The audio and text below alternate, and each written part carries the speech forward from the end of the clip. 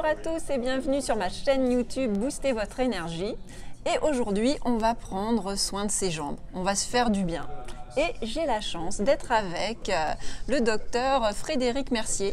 Tu es expert plus dans la chirurgie veineuse et tu exerces à Paris. Tout à fait. Donc j'ai quitté mon travail il y a peu de temps pour venir à ton invitation parler des jambes lourdes et de notre bien-être dans les jambes. Et tu es venu comment ?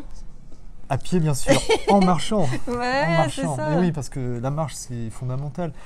En fait, on ne marche pas assez aujourd'hui et on pense qu'on se déplace, mais on ne se déplace pas forcément suffisamment. Et la marche, c'est quand même le premier facteur à travailler quand on a les jambes lourdes, quand on ne se sent pas bien. Pourquoi la marche ? Tout simplement parce qu'il faut ramener le sang de nos jambes vers le cœur. La gravité va déjà pas faciliter les choses. Donc si en plus on ne marche pas beaucoup, qu'on piétine, ça ne va pas le faire comme on dit. Donc en fait, il faut marcher, il faut ramener ce sang en développant en fait une sorte de contre-pression grâce à nos muscles qui vont appuyer sur les veines des membres et cette pression veineuse va permettre au sang de remonter. Alors elle va remonter où où est-ce qu'elle va remonter cette pression veineuse ? Vers le cœur, mais d'abord dans la cavité abdominale. Et donc il faut bien respirer. Et je pense que Nathalie, c'est toi qui vas nous dire comment bien respirer. Il ne faut pas bloquer. Non, c'est ça. Et c'est vrai que ça fait vraiment partie du programme Booster votre énergie, la respiration. Et bien justement, ce que je pourrais vous donner comme astuce, c'est la respiration abdominale. Il y a plusieurs types de respiration, mais là, quand vous marchez, vous pourriez en même temps marcher en conscience avec cette respiration qui est simple. On va le faire ensemble. Vous inspirez, le ventre se gonfle, la cage thoracique se soulève, et à l'expiration, la cage thoracique s'abaisse et le ventre se rétracte. Et donc comme ça, on va lier la marche, l'action de mettre le corps en mouvement, comme tu disais, avec cette respiration. Ben voilà, on a fait un progrès. On a fait, voilà. Et j'ai appris quelque chose aussi. Voilà, donc maintenant, quand tu auras besoin de te déplacer, quand tu fais cette marche active en conscience, tu rajouteras la respiration pour faire du bien à ton corps et te faire du bien à tes jambes, comme tu nous le dis. Cet élément me manquait. Je savais qu'il y avait un problème là, qu'il fallait se décontracter, mais voilà, j'ai compris maintenant pourquoi. Et la respiration de détente. Voilà. Alors cette respiration, on va la pratiquer au moment de la marche. Alors on va marcher combien de minutes ? Oui, c'est ça. Qu'est-ce qui est le mieux ? Autant qu'on peut. Un peu, c'est déjà très bien. Voilà. Donc si on peut marcher déjà quand on va à son travail, si on peut peut-être sortir par exemple un petit peu plus loin que le lieu habituel de la station de métro ou garer sa voiture un peu plus loin que d'habitude. Donc tout ça, ça permet de gagner un petit peu de temps dans sa journée de travail. Bon, on est toujours très très occupé, on n'a pas envie, mais si on le fait finalement avec l'habitude, on voit que ça ne prend pas beaucoup de temps. Puis ça fait tellement du bien, au corps là, de se dire, je vais prendre 10 minutes de plus pour marcher et en même temps j'aurai plus d'énergie aussi dans mon corps et dans mes jambes. Donc un petit peu de temps par jour, 1 heure par exemple dans sa journée de travail, plus le week-end évidemment. Alors là le week-end on doit consacrer quasiment ce temps-là pour la marche et ça permet de faire une sortie en forêt, de se promener dans une ville, bien équipé avec des bonnes chaussures. Et ça permet aussi de le faire en se décontractant. Parce que c'est vrai qu'on est quand même un peu plus décontracté le week-end. Voilà, c'est ça. C'est de prendre le temps. C'est ça. On est tout à fait d'accord. On va toujours d'un point A à un point B dans la semaine en courant, surtout à Paris. Mais là, c'est de se dire, le week-end, c'est vraiment s'occuper de soi, de son bien-être. Et justement faire du bien à ses jambes par vraiment la marche.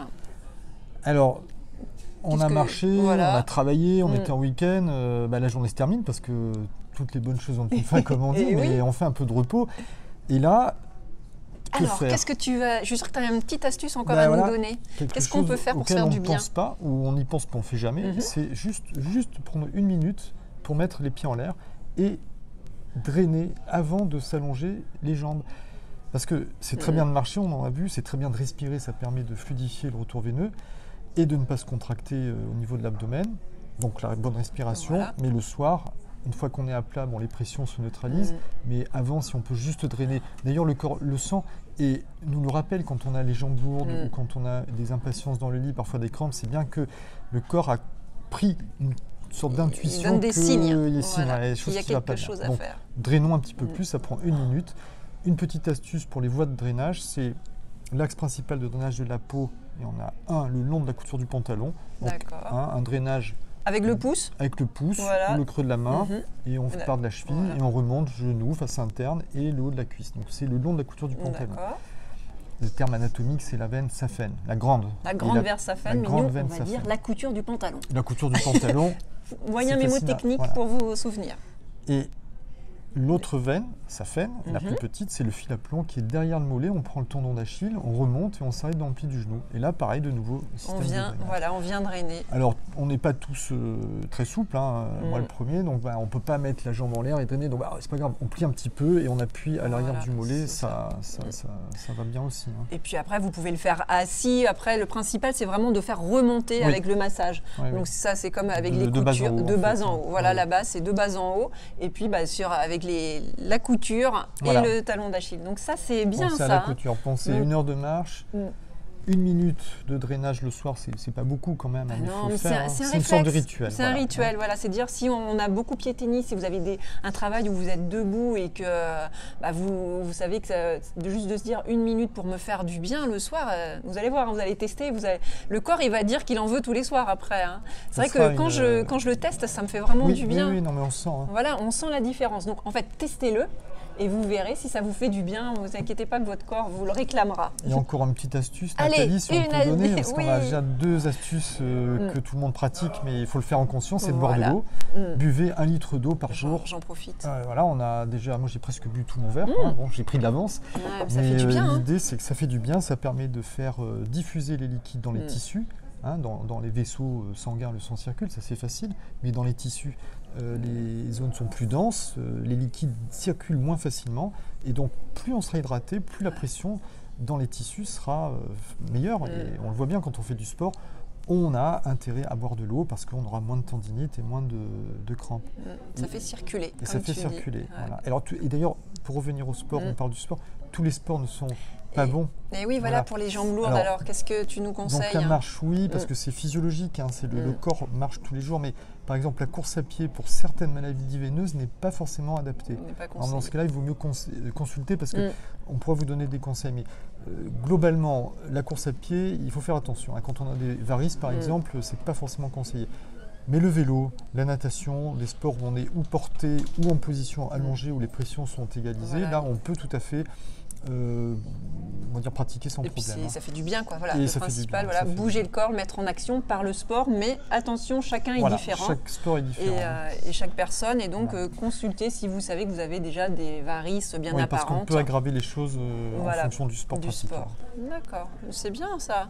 Merci. Et donc après, vu que tu es spécialiste quand même dans la chirurgie veineuse, quand on a fait de la prévention, mais que c'était pas suffisant, qu'est-ce que serait la prochaine étape? Si malgré ces conseils qui normalement fonctionnent, mais si malgré ces conseils on a une pathologie, on a quelque chose qui n'est pas corrigeable par les conseils qu'on a donnés, il faut consulter. On a différents moyens de traiter les veines, par exemple des petits crochets comme ceci qui servent à enlever des petits paquets veineux, on voit le petit crochet, ou bien des piqûres dans les veines qui permettent de les boucher, ou bien de les traiter aussi par ce qu'on appelle des scléroses thermiques. On passe une fibre dans la veine qui est une fibre laser par exemple, qui permet de coller la veine. Et tout ça fait partie, on va dire, des traitements, mais moins d'un patient sur 10 aura besoin de ces traitements. Voilà, c'est bien en tout cas de savoir qu'il y a des solutions qui existent, mais en tout cas ce qui est important c'est de se prendre en main, de se prendre en charge, et puis après de regarder les techniques les plus adaptées en fonction de chacun. Mais aujourd'hui on était là vraiment pour faire de la prévention et booster son énergie. Et se faire plaisir. Et se faire plaisir. Voilà, nous en tout cas on a eu beaucoup de plaisir à faire cette interview. C'était un plaisir partagé. On a vraiment bien échangé, et puis moi je sais que je vais repartir en marchant d'un pas actif aussi en me disant je vais mettre en place tous les petits conseils. Jusqu'à la voiture. Non, je vais aller plus loin. En tout cas, merci beaucoup aussi à vous d'avoir suivi cette vidéo. N'hésitez pas à la liker, à vous abonner à ma chaîne pour vraiment booster votre énergie au quotidien. Et je vous dis à très bientôt pour une prochaine interview. Et encore merci Frédéric. Merci beaucoup Nathalie. Au revoir. Au revoir et à bientôt.